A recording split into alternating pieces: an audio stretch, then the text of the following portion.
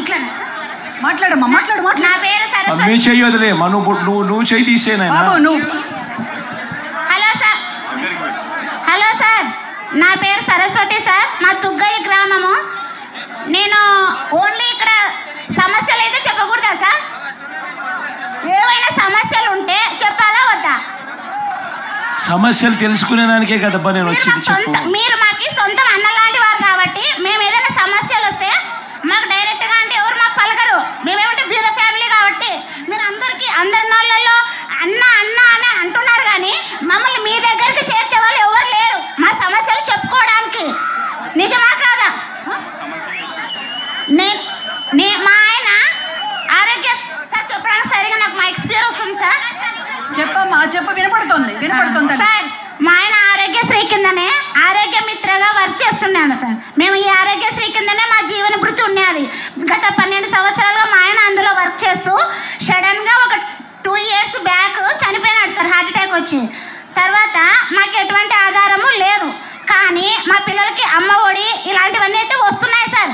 మాకు మైక్ ఇస్తే కదా సార్ మేము ఏమైనా మీకు చెప్పడానికైనా. ఇతను మైక్ ఇవ్వమంటే ఏమంటాడు? సరేమ్మా, ఇందాక డాన్స్ చాలా బాగా వేసావు నువ్వు. మేము ఏదైనా పొగడాలన్నా ఏదైనా అనాలన్నా మాకు రైట్ ఉంటుంది కదా సార్. నువ్వే పట్టుకోపా మైకు. వద్దంటున్నాడు సార్. నువ్వేదో పట్టుకుంటావు నాయన మైకు, ఇచ్చేసేయి. సరే సార్. నమస్తే సార్. జగన్ అన్న, నాకైతే ఎటువంటి జీవన వృత్తి లేదు.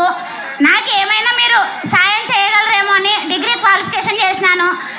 ఎన్నిసార్లుగా అన్ని చేస్తున్నాను కానీ పెన్షన్ కానీ లేదు సార్. మెయిన్ మీరు అందరికీ పెన్షన్ ఇచ్చినాను అన్నారు కదా. నాకు మా ఆయన ఆరోగ్య దాంట్లో వర్క్ చేస్తున్నందుకు మరి వేరే ప్రాబ్లమ్స్. నాకైతే ఇంతవరకు 3 years అయినా పెన్షన్ రాలేదు. కానీ నేనే మీకేం అబ్జెక్షన్ చెప్పి నాకు జగన్ వద్దు ఇలా అని నేను మీ మీద ఆపోజిషన్ చెప్పడానికి రాలేదు సార్. మేము పుట్టుకతోనే మీ అభిమానిని. నేనైతే జై జగనే నా సొంతం అన్న అంటాను. నాకు ఇవ్వని, నాకు మీరు సాయం చేయకపోని మీరే మా అన్న. నా పిల్లలకి విద్యా దీవెన కానీ అమ్మ ఒడి కానీ నెక్స్ట్ రైతు భరోసా ఇవన్నీ నాకు వస్తున్నాయి సార్. మాకు ఒక 3 ఎకరాల పొలం ఉంది. 3 ఎకరాలకు గాను రైతు భరోసా ఇవన్నీ పొందినా నేను లబ్ధి. కానీ పెన్షన్ ఒక్కటి ఎందుకో నాకు రావట్లేదు సార్. వచ్చేటట్లు చూస్తారేమో అని. వేరే పని అంటే మేము చేయలేను. నా క్వాలిఫికేషన్ డిగ్రీ. ఏమైనా నా క్వాలిఫికేషన్ సరిపడా మీ సీఎం కాబట్టి ఏదో ఒక చిన్న జాబ్ ఇప్పించిన ఇదే సార్. మీ వాలంటీర్ ఎవరు? మా వాలంటీరు రెహమాన్ సార్. రెహమాన్. సరే, వాలంటీర్ సార్ నా దగ్గర రమ్మని చెప్పు ఒకసారి. అమ్మా, విషయం తెలుస్తుంది అమ్మా. అంతేలేండి సార్. వాలంటీర్ నా దగ్గరికి వస్తే విషయం తెలుస్తుంది.